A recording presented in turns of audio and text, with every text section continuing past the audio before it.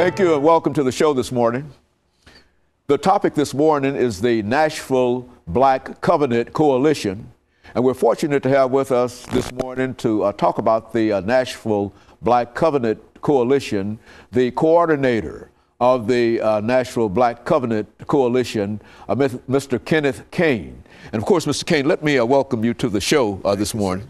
And to tell you how delighted, Mr. Caine, we are to have you here to talk about this issue of the Nashville Black Covenant Coalition, a group of individuals that have gathered together, and you are the coordinator of this group. But before we get into this Nashville Black Covenant Coalition, Mr. Caine, let's talk about KCaine. Okay. Let's have you to give us a little information about your background, your education, and some of the things that were important that eventually got you involved as the coordinator of the Nashville Black Covenant Coalition, and then we'll talk about the coalition itself.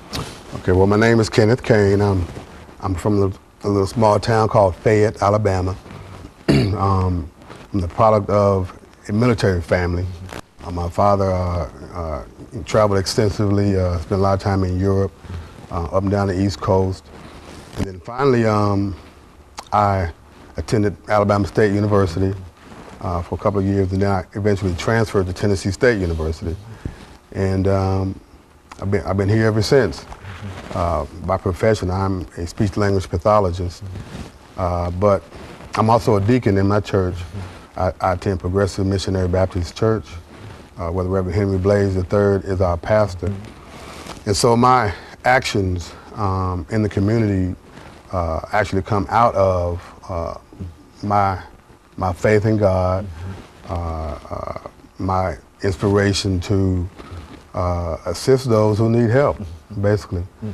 Very good. And you know now, Mr. Caine, when we talk about, excuse me, the Nashville Black Covenant Coalition, exactly what are we talking about? Why don't you give our audience some idea of what this organization is all about and how it came into being and who the members of this coalition, that kind of information. Okay. Yes. Well, they got started back in 2006, back when Tavis Smiley's book, The Covenant of Black America, came out, and it went to the top of the New York Times bestsellers list. Many cities around the country felt a need to try to rally around those 10 topics that were in the book, outlined in the book, that basically spoke about our ills that we're confronted with all over the nation, you know, from healthcare to education to the criminal justice system.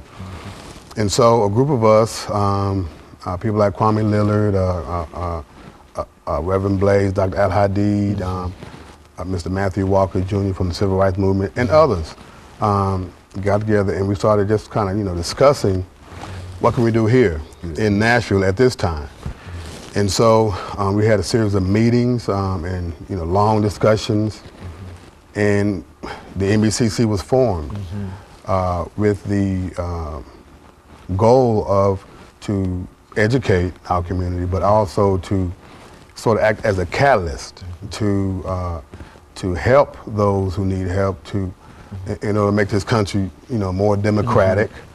So, you know, issues that our community is in dire need of help in. You know, when you mentioned the book, and I think you indicated 10 items that that the group considered to be important, that African American, well, that people ought to be concerned about, that has brought all of you together. Now, what would you consider to be? Let's talk about some of those issues. Let's look at what might be considered to be the #1 issue during this first segment that you felt that you had to deal with. What's the major issue that individuals ought to be involved in at this time? Well, there are several major ones, I would say, but I think at the top would have to be our moral compass. Okay. Our values as a people in America, as a black people, because I understand that there are actually two Americas. You know, and so we represent Black America, and economics is a major player, of course, in this capitalist system. But then so is voting, you know. And so we do have a conference that we're planning, and I guess we're going to discuss that further in the program.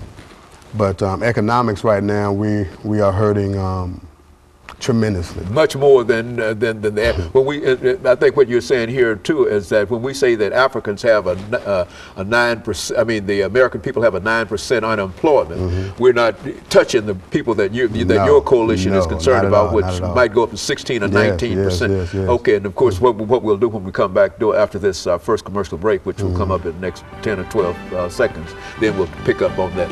And we'll be back with our audience following this very, very short commercial break.